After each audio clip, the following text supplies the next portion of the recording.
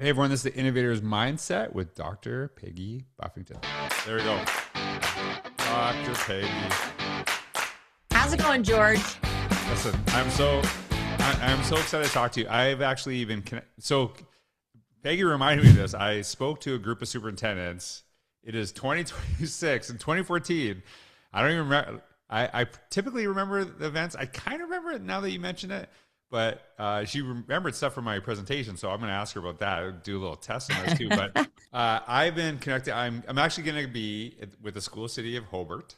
I said it properly, even though it's spelled Hobart. Correct. Hobart. You But did a great job, George. I'm really excited to join your whole staff, and this is coming up this fall. I don't know if we call it fall there, just outside or just in Indiana. And I have been getting to know you. You're so visionary with the work that you're doing. So I'm really excited to talk to you. I just love every time we connect. I'm like, how do you know all this stuff? So I'm just really excited to talk to you. I'm a little nervous to speak to your group because I know that you're already doing some really incredible things. So I feel really blessed to be there. But before we get into anything, some of the awesome stuff happening in your community, can you just tell a little bit about who you are, what you do today, and how you got there? Sure. My name is Peggy Buffington, and obviously, I'm a superintendent joining you today, inviting you to my school district you're going to be keynoting as my staff comes back, and they'll be watching this. They're an incredible group of people. I admire them, respect them, and they are definitely the definition of innovation. And I'm just proud of what they do with students. And so my journey here, I'm going into my 39th year, and I will be going into my 20th year as superintendent. And we've just been trailblazing along here with how we just progress and make opportunities for kids. So I was an educator, teacher, became director of technology, assistant superintendent, and then superintendent. And so I think the continuity of the teachers and the leadership that we have in the district has put us in such an amazing way with what we do with kids. You know, every time we talk, one of the things that I really appreciate about some of the things that you share is you really brag about how innovative your school district is, your staff, but it's not, you don't talk about it necessarily in a linear path, that your staff really wrestles with things and has really great conversations. And I think a lot of times people think it's just a straight trajectory that moves forward, as opposed to your staff actively involved in some of that messiness. So I do, every time we talk, you're sharing a lot about some of the things that people are doing with AI in your school community. Can you tell us a little bit about that? Because it is obviously a huge conversation that's happening right now, but I think that the way your school community is focusing on it is a really great approach. Well, at first, when AI came out, November 2022, they were like everybody else. What are you going to do about this? Right. And, obviously my background is in tech, instructional design, and really you don't run from innovation or technology. You have to figure out how you're going to use it as a tool to accelerate learning opportunities. And so we were presented with an opportunity to use AI and pilot AI in our school district. And I pulled together a group of teachers, and lo and behold, we were trailblazers in using AI. And it was recognized that we were trailblazers. When I fast forward, and there was no way we were banning AI, just we're not going to do it. And how does it present opportunity? That's how we had to look at it.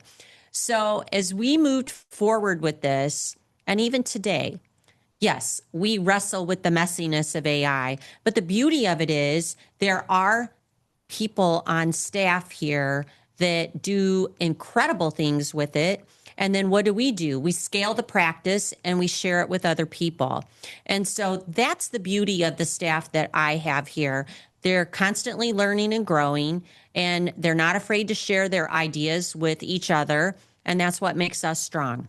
The big focus for me in the work that I'm trying to do is getting people to see how basically everything that you want to happen, all the innovations in your school community that can happen are already there. You just got to make it go viral. And that's really what you're talking about is, hey, we're doing this stuff. How do we actually spread it across our school community? And I think that is so important. And I love that because so many school communities, and we're not just talking about AI. This is like technology over the years.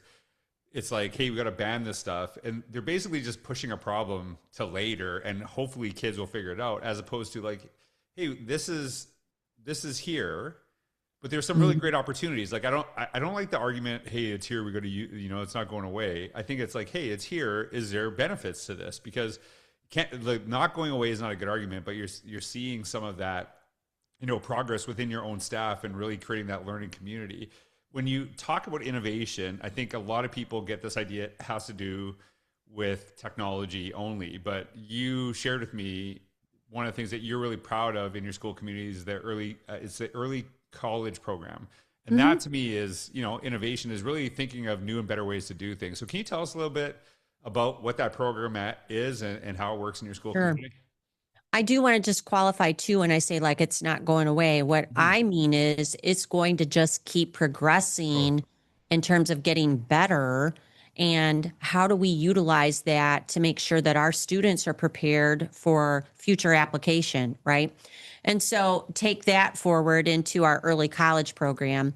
It's just an incredible way to look at how kids leave here with an associate's degree, 1 year of college, 2 years of college, or a certification. So, if I look at the class of 2025, and I can't wait to hear what the stats are in 2026, I just attended their early college graduation, and I don't know what the percentages are quite yet. That'll be coming to everybody soon. But, if I look at the trajectory, 24, 25, 24, we had 30% of the graduating class graduate with an associate's degree. Class of 2025, 21%. Both classes, 30% graduated with 1 year of college. Last year, 2025, 44% of the kids walked out with some sort of certification, whether it was Adobe, CNA, maybe it was a Microsoft certification, maybe it was Autodesk. And so, what do you want to do with your life after you leave after you leave our high school, right? And so when I look at it, does take the entire school community to do that because we have kids that come to us that are struggling with their mobility. They're new and trying to get them to do well. And by the time they get up here, they've made it, right? And so now we're pushing you and challenging you. Go ahead and get some free college. Our teachers are accredited with our community college, Ivy Tech. And so they're able to teach high school and college classes at the same time. And our counselors do an amazing job, as do our director of school counselor and our director of early college. And we help kids map it out. And literally, we have kids that are leaving here with the 2 years and they have 2 years of school left. And could not be prouder of them for taking advantage of opportunity. Right. The one of the things that I'll talk about with your group, and you're already, like I said, you're already doing this great stuff. Is the goal should be how do we help students find a path to success that is meaningful to them, and it's actually Right. like helping develop that pathway. And as you're talking about the experience that you are creating with your community for students, I think about my experience in school, how myself and most of my peers felt more confused. Walk out like if you asked us what we were going to do, like we didn't have any clue. And it's nice that Yeah. they're having that, and it doesn't mean that they're going to necessarily stay on that Right. pathway, but at least having that because I went to university because I thought I have to go to university, and I had no clue. And it's like that's a really expensive.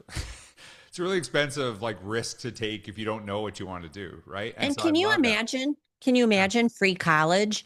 But you Mhm. do know if you set your students up to get those prerequisites done and you don't have to do those prerequisites in college. How much money did I save you? Well, if you got an associate's degree, $50,000, $60,000, that doesn't include room and board and all of that other good stuff. Right. But the point is that I'm teaching you how to handle the rigor and you're prepared for success when you leave here. To your point, uh, they have an interest. I would rather them find out here Right. that if they took an elective that I don't really want to go in healthcare, I changed my mind, I'm going to go into business or I'm going to go into law whatever their desires might be. But I want them to explore and experiment with us, at least take those prerequisites. And, I also have to just think about, the economy and can they afford after they leave here? And so this really gives them security leaving here with that to pursue it. And just super proud of the staff and the students for taking advantage of it all. That's so amazing because I think in many fields, people go to university, they spend a couple of years, they hate it, and then the sunk cost, they stick with something they hate because they're like, I already paid for 2 years, so I might as well finish, right? And so at least they have. It's a little bit easier to walk away from something that you don't like if you got to experience in high school. So I love that. I think it's such a cool thing that you're doing, and It really is. so many cool benefits of that. So okay, I am going to be joining you really soon. And geez, there's a lot of, if you can remember me from 12 years ago, so there's a lot of Be More pressure. Dog was one of my favorites in the I do love presentation. that video. I do love it. That's like I one of love my that video favorite- too. yeah, I'm not a cat lover, I'm a dog lover. And I see the cat trying to be I like love a it. dog. That's how I see it. I Be love More it. Dog. I love it. So tell me, okay, so now, fast forward over a decade later, and I guess this is kind of putting some pressure on me. What do you hope that I do for your staff who's already doing really incredible things? Well, I really like your approach to things because it's learner centered. And I just think that that's so important when we're talking about are we banning cell phones and what are people doing with one-to-one technology? Because you hear people saying, like, oh, now they're looking at screen time and one-to-one. And so, and AI, of course, as it progresses and some of the challenges of it and how we can pursue that. I just think that when we're focused on the learner outcomes and how that tool is being used, I think that that's what excites people. And how do we move forward and not be in that status quo or be afraid, that fear factor. And I think the other aspect of it is too, when I think about some of your past work, is that, we all have to learn that work too. So it puts us back in that learning stage. And it's really important because your students are having to learn from you, right? So, what are some of your productive struggles as you're learning to use technology? And how do you use it innovatively? And think about that because when you're delivering your curriculum, your students are experiencing productive struggle too, right? That So to I me, love that yeah. about you, and I can't wait to have you here. Yeah, and I think that for me is when you go through the struggle, it's not just the benefits of it, it's some of the negatives. And then you learn how to navigate that. And then you're better equipped to understand when a student struggles with some of the struggles. And so I think that is really powerful. Okay, so this is my last question. This is just a total curiosity question. Home of the Brickies. Tell me, Home of the I've Brickies. never heard the Brickies. I've never seen, I don't know if that's like a Hobart, a practicing saying, but tell There me, is what are no the Brickies? mascot besides Hobart having the Brickies. And this community had brickyards. And our students would literally leave school, go work in the brickyards, and the newspaper started calling them the Brickies. And so when you see our mascot, he's a heavy duty bricklayer. And, we say building the future one brick at a time. I love that. And there's a lot of different sayings, all my life I want to be a brickie. And here's the saying, work, work, work. So all my life I want to be a brickie, work, work, work. Our kids know that. And we just try to build that work ethic in them. And then we always just say, be excellent on purpose. And, if you work hard, you can be excellent on purpose. And so it's part of our culture. It's part of our history. It's part of tradition.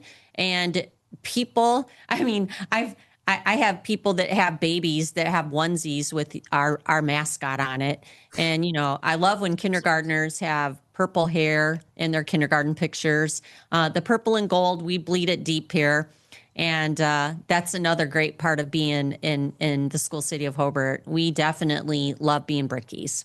There's such a good intersection of what you just talked about is that you're talking about all these things that we need to focus on the future, but also building on a really powerful tradition. And I think it's a lot of times people look at one or the other, but it's actually how do the two intersect to really, that foundation that you're laying to get to those aspirational opportunities for kids. So I cannot wait to be out there, and I'm hoping I'm hoping you remember me a decade after as well. So Oh, hey, and go I ahead. just should say, and I'm going to plug your book because I absolutely love it, I Forward appreciate it. Together, and can't wait for others to read it and the takeaways they have for it. And I know you're coming forward with that, and we're going to share with other people your book. But when you talk about community and you talk about schools, they're the bedrocks of communities. Totally. And how do you go forward?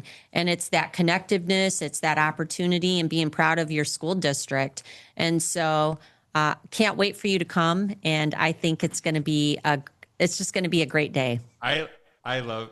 Listen, I wasn't ready for that compliment, so I'm like kind of blushing on the other side of here. So I appreciate that, because it is that, like, when I hear a lot about the stuff that you're doing, it is the goal. So I really appreciate it. And every time I talk to you, you make me more excited because you just brag on your community so well. So I can't wait to meet them all in person. So thank you so much for your time. Thank you everyone for listening. I hope you have a wonderful day. Take care.